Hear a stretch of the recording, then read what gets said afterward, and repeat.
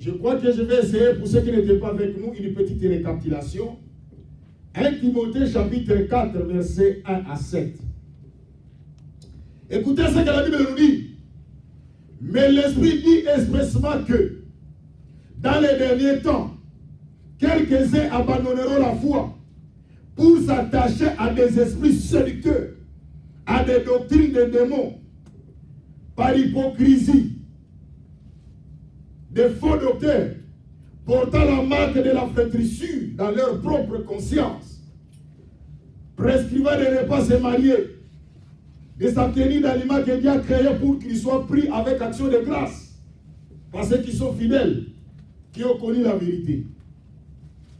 Bien-aimés dans le Seigneur, je vous ai parlé que la Bible nous dit qu'il y aura des moments où le diable va envoyer ses serviteurs dans le monde. Et ce sont des choses que nous voyons maintenant. Bien-aimés, nous devons beaucoup prier comment les autres sont en train de nous faire égarer de la voie de Dieu. Et je vous ai parlé que combien de personnes que nous connaissions hier, qui marchaient dans la crainte de Dieu, qui marchaient dans la droiture, dans l'intégrité. Mais aujourd'hui, ces gens-là, Dieu n'est plus à la première position dans leur vie. Il dit, mais l'Esprit dit expressément que dans les derniers temps, quelques-uns abandonneront la foi. Bien aimé, la foi c'est la croyance. Il y a combien de personnes ils ont abandonné la foi parce qu'ils ont demandé à Dieu quelque chose. Ils ont abandonné la foi. Je me rappelle encore combien de personnes qui disent, si aujourd'hui nous avons besoin d'argent, on peut avoir ça. Quelle est l'importance de Dieu dans notre vie? Si nous avons besoin de la nourriture, nous allons trouver à manger.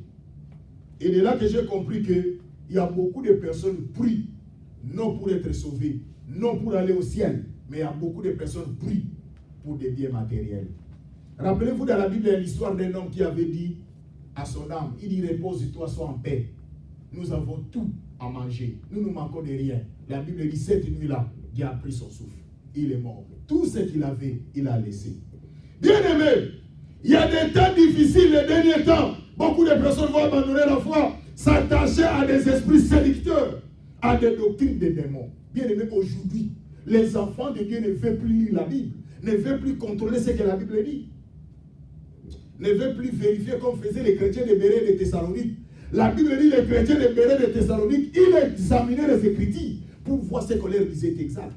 Combien de fois je vous ai parlé dans cette église, tout ce que je vous prêche, si cela n'est pas dans la Bible, vous êtes libre, ne croyez pas à ça. Parce que moi-même qui vous parle, je crois à la parole de Dieu. Et j'ai toujours l'habitude de faire l'effort dans ma vie, avant de vous parler de quelque chose, de trouver ça dans la Bible comme un soubassement, comme une motivation. Et la Bible nous dit, il y a beaucoup de gens qui vont s'attacher à des doctrines de démons. Vous voyez aujourd'hui, si le mal est là, tout le monde sont focalisés dans le mal. C'est ce qui est déplorable. Et je vais vous dire, ces derniers temps, même les gens qui ne viennent pas à l'église. Il y a une histoire qui vient de se passer au Canada, je crois que tout le monde est au courant, d'un homme de Dieu soi-disant, parce que moi je n'ai pas de preuves sur des choses que je ne maîtrise pas. Et je ne crois pas seulement parce que ce sont des gens qui parlent. Il y a d'autres choses, ce n'est qu'un acharnement aussi, on peut le dire comme ça. Mais regardez comment toutes les chaînes sont mobilisées. Pourquoi? Parce que c'est un homme de Dieu. Non parce que c'est un homme qui parle de Jésus. Bien-aimé. Et vous voyez même tout le monde, même ceux-là qui n'aiment pas l'église, ils ont pris ça comme une motivation. En disant que moi je ne peux pas venir à l'église pour prier, regarder.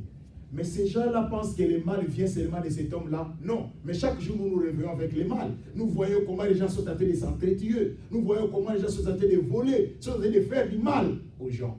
Combien de mariages sont séparés à cause d'argent? Nous voyons le mal. Qui a quitté l'église à cause de ça? Qui a abandonné Dieu à cause de ça? Personne. C'est pour cela que j'ai l'habitude de vous dire, bien-aimés, vous n'êtes pas venus dans cette église pour moi. Moi aussi qui vous parle, je suis venu pour Jésus. C'est pour cela que chaque fois que je vous parle ici, même si nous sommes 2 personnes, 3 personnes, bien-aimés, moi je vais prier.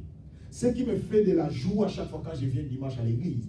Parce que d'abord ma foi, ma vie chrétienne est en train de se redynamiser. Je suis en train de faire en sorte que ma vie chrétienne soit toujours dans la présence du Seigneur. Parce que quand le mal vient, bien-aimé, il n'avertit pas. Et la Bible nous dit, ils vont s'attacher à des esprits séducteurs. Bien aimé, les esprits séducteurs sont entrés dans le monde. Il y a des enfants de Dieu qui sont séduits par les biens matériels. Les enfants, ils sont séduits par des hommes. Vous allez rencontrer quelqu'un. Tu penses que c'est un homme qui peut te marier. Il est sérieux apparemment. Tu vois son visage. Il paraît comme un sérieux. Or en lui, il a la séduction. C'était un séducteur. Il te ment. Parce que vous devez savoir, celui qui a l'esprit de séduction, l'esprit de séduction est accompagné avec les mensonges. Parce que chaque fois que quand vous faites des choses, les mensonges sont là. C'est pour cela que vous voyez les divorces. Toutes les paroles qui vous ont prononcées les premiers jours qu'ils vous ont vu, qu'est-ce qu'il vous a dit?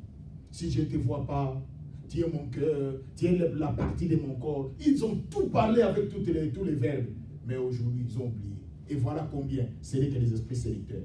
Et il a dit, il y a des gens qui vont s'attacher à des doctrines des démons. Vous savez que les enfants de Dieu ne contrôlent plus.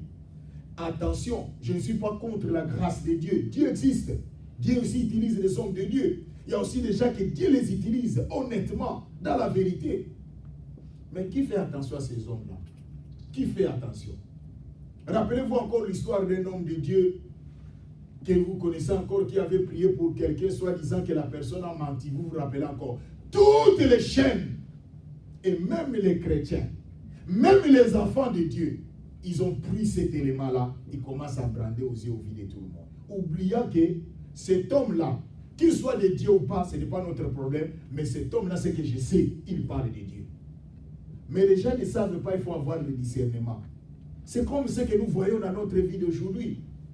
Ta propre femme, ton mari, mais tu es en train de les détruire avec les autres amis. Tu parles du mal de ton mari, tu parles du mal de ta femme, tu parles du mal de ta soeur, tu parles du mal de ton papa, de ta maman aux autres. Mais qu'est-ce que vous attendez un jour? Quand la personne va récupérer ce que tu lui as dit aujourd'hui, mais demain c'est ce qu'il va te faire aussi. Il va te retourner ça. Vous savez, dans la vie, celui que tu appelles ton ami aujourd'hui, tu ne sais pas demain s'il sera encore ton ami. Il peut être ton ennemi. Mais c'est pour cela, dans la vie, il faut être discret. Ce que vous faites, il faut toujours avoir la maturité. Il dit que l'esprit séducteur, il dit, mais j'ai vu même les enfants de Dieu qui prêchent, qui parlent de Jésus. Il prend cet élément. Moi, j'ai compris. Moi, j'ai une discipline dans ma vie. Je ne peux jamais détruire mon conjoint, mon frère ou ma soeur. Ça, c'est une discipline que moi j'ai. Moi, j'aime parler à la personne en face. Si je trouve quelque chose qui est mauvais, je te parle en face. C'est comme ça que je vis. Je vais te détruire pour avoir quoi? Aujourd'hui, je te détruis. Demain, Dieu nous fait grâce et nous sommes ensemble. Ces gens qui ont vu comment je t'ai détruisé là, qu'est-ce que les gens là vont interpréter? Qu'est-ce qui va rester dans la tête de ces gens-là? Et comment je vais apparaître aux yeux de ces gens-là? C'est ça qui nous tue, peuple de Dieu. Il dit, ça ce n'est que la pénition, la souffrance des autres. Nous sommes en train de nous détruire, peuple de Dieu. Nous sommes en train de nous faire du mal pour rien. Mais aujourd'hui, je vais vous parler maintenant sur la souffrance du diable. Nous allons ouvrir nos Bibles dans Jean chapitre 10, verset 10. Jean chapitre 10. Regardez les diables. J'ai écrit là-bas sur le tableau. Vous allez voir ça. Il dit, le voleur ne vient que pour dérober, égorger et détruire. Moi, je suis venu en fait de mes brebis et la vie, et qu'elle soit dans l'abondance. Ça, c'est les paroles du Seigneur. Il parle des critères d'un voleur. Bien aimé, dans votre vie, si un voleur vient, il fait que trois choses. Soit il vous détruit, soit si le voleur ne vous détruit pas, il vous vole. S'il ne vous vole pas, il vous égorge. Regardez l'histoire de toute personne qui a été visitée dans leur vie par les voleurs. Trois choses que les voleurs font. Soit voler, il laisse la personne en vie, il ne vous vole pas. Soit il ne vous vole pas, il vous tue. Soit il vous fait du mal. Mais la Bible nous dit, Jésus parle du diable comme un voleur. Il dit, le voleur ne vient que pour dérober, égorger et détruire. La destruction, c'est ça le travail du diable. Le travail du diable. Il a pour vous détruire. Bien aimé, combien vous vous êtes volé? Le diable vous a volé vos grâces. Aujourd'hui, vous n'avez plus de grâces qui étaient hier. Vous aviez l'amour hier. Vous aimez tout le monde. S'il y a un problème, vous partagez avec les autres. Vous compatissez avec les autres. Mais aujourd'hui, vous n'avez plus ça. Le diable vous a volé. Vous savez, les gens pensent que quand on parle du volet ici, c'est seulement l'argent, où le diable vient, il vole ton argent. Non, ici je parle de la richesse que Dieu nous a donnée. Vous allez voir aujourd'hui, même ici, quand nous vivons dans ces pays, vous allez voir même les enfants de Dieu, qu'on appelle les enfants de Dieu, ils n'ont plus l'amour. Ils ont perdu l'amour. Le diable a volé leur amour. Vous sentez qu'un enfant, un enfant de Dieu, la façon de le tenter de haïr son frère ou sa soeur, vous ne pouvez pas imaginer. Vous vous posez la question. Est-ce que c'est seulement mon frère qui était hier? C'est seulement ma soeur qui était hier? C'est le diable qui vient de voler votre amour. Il dit, le voleur ne vient que pour dérober, égorger et détruire. Bien aimé, nous sommes détruits par le diable. Le diable est là pour nous détruire chaque jour. Et je vous ai dit, le diable ne fera pas du bien. Jamais. C'est pour cela qu'il vous a détruit. Il a volé votre vie de prière. Nous invitons les enfants de Dieu à prier. Et je vous regarde ici quand vous priez. Je sens. Hein. Vous savez, quelqu'un qui mange beaucoup dans la vie, ça c'est l'exemple que je donne. Mettez seulement la nourriture. Vous allez voir les talents, comment il mange. Vous n'allez pas faire l'effort. Il va vous montrer de quoi il est capable. Mais ici maintenant, la Bible dit, Jésus a dit, on connaîtra l'arbre par ses fruits. Si vous n'aimez pas la prière, vous voyez quand vous êtes en train de prier ici, vous avez senti la personne quand elle prie comme, oh mon Dieu, ça vous sentez déjà que la prière est en train de le combattre. Bien aimé, il faut multiplier la vie de prière. Qu'on ne vous trompe pas, personne n'est né avec la vie de prière. C'était un désir, il faut aimer. Comme la personne aime les habits, comme la personne aime une voiture, comme la personne aime la maison, c'est comme ça aussi qu'il faut aimer la prière. Il dit, le voleur ne vient que pour dérober, égorger et détruire. Quand le Seigneur parle du voleur ici, c'est le diable. Le diable est là pour nous rendre malheureux. Il ne veut pas. Il a raté le royaume. Rappelez-vous encore de l'histoire d'Ésaïe qui parle. Le diable avait des intentions en disant que moi je vais mettre mon trône au-dessus du trône de Dieu. Et la Bible dit, comme Dieu c'est un omniscient, il connaissait les pensées du diable, il les a précipités. Et quand il est descendu, rappelez-vous, nous allons lire Apocalypse 12, 12. Lisons. Apocalypse chapitre 12, verset 12. Alléluia. Bien aimé, ça c'est merveilleux. Regardez ce que la Bible nous dit. Parce que je suis en train de vous parler du diable.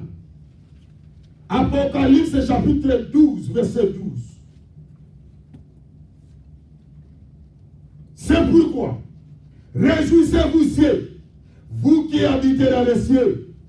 Malheur à la terre et à la mer, car le diable est descendu vers vous, animé d'une grande colère, sachant qu'il a peu de temps. Si vous regardez en bas, la Bible nous parle de verset 13, c'est les dragons, c'est le diable. Est-ce que vous pouvez imaginer qu'une personne est descendue vers vous animée d'une grande colère et la Bible dit, sachant qu'il a peu de temps? Le diable sait qu'il n'a plus de temps. C'est vous qui voyez que vous avez du temps. Et il y a même des gens qui disent, un jour j'ai parlé avec une soeur, je lui parle que ma soeur, Jésus revient bientôt. Il dit, quoi? Jésus revient bientôt? Mais le Seigneur ne m'a pas laissé le temps de se marier. Comment il va venir bientôt? Là, c'est la sœur qui parle. J'ai dit, mais oui, si le Seigneur te donne le temps de se marier, l'autre aussi va dire, Seigneur, toi tu prends le mariage, l'autre aussi dit, moi aussi je veux que le Seigneur me laisse le temps de se marier. Mais or, il y a un verset qui dit, pourquoi le Seigneur tarde à revenir? Il veut que les gens se convertissent. C'est là dans la Bible. Il dit, il use de patience envers que tout le monde parvienne à la connaissance de Dieu. Bien aimé, c'est ça le souci de Dieu. Bien aimé, le diable, la Bible dit, le malheur à la terre et à la mer, c'est-à-dire le diable est descendu vers vous. Le diable est avec nous, qu'on ne vous trompe pas. C'est là que vous allez voir ton frère est devenu le diable. Ta sœur est devenue le diable. Vous savez, quand quelqu'un dit son argent, toi, prends son argent maintenant, utilise son argent. Vous allez voir maintenant la face du diable dans le corps de votre soeur, de votre frère. La Bible dit, le diable est descendu vers vous, animé d'une grande colère. Bien aimé, je vais vous dire que le diable, il a une grande colère. C'est de punir les autres comme lui, il est puni. Il sait que lui ne va pas hériter le royaume. Le diable sait ça, il est au courant de ça. C'est pour cela qu'il dit à ses agents, faisons en sorte de posséder tout le monde. Il faut que tout le monde soit possédé. Vous allez voir que chaque avenue a un démon. Chaque quartier a un démon. Chaque commune a un démon. Chaque maison a un démon. C'est comme ça que le diable travaille. Il a placé tous ses agents partout pour détruire. Il a dit, nous avons déjà raté. Nous avons déjà échoué. On ne peut pas laisser ces gens-là réussir. Tous vont échouer. C'est ça les manœuvres du diable. La punition du diable. Bien aimé, le diable est tenté de nous faire souffrir. Mais il faut être un enfant de Dieu, avoir le discernement. Nous devons avoir le discernement de comprendre que ça, c'est le diable. Mais tellement le diable nous a couverts d'un linge osier, nous ne pouvons pas voir. Et aujourd'hui, tout le monde sont devenus des chefs. Tout le monde veut devenir les premiers. Regardez, la Bible nous dit encore dans un verset biblique, dans Ephésiens chapitre 4, verset 7. Ephésiens chapitre 4, verset 7. Regardez ce que la Bible nous dit. J'aime ce verset. Non, plutôt 27. Ephésiens 4, 27. Regardez ce que la Bible nous dit. Et ne donnez pas accès au diable. Ça, c'est la Bible qui nous parle. Ne donnez pas accès au diable. Bien aimé, combien de personnes dans leur vie, ils lui donnent accès au diable? Le diable est là. C'est toi-même qui lui donne l'accès. Tu laisses la haine entrer dans toi, de haïr ton frère, de haïr ta soeur. Tu laisses la jalousie te surmonte. Tu laisses l'égoïsme te dominer. Tu laisses les mensonges te dominer, peuple de Dieu. Parce que vous avez donné l'accès au diable. Bien aimé, le diable, quand tu lui donnes l'accès, il entre. Il ne fait pas des hésitations. Directement. Il y a d'autres personnes qui ne font pas cette prière. Eh, diable, où es-tu venu? Non. Le diable sait comment il travaille. Bien aimé, je suis en train de vous parler que le diable est en train de punir même les enfants de Dieu. Les enfants ils sont punis par le diable. Pourquoi?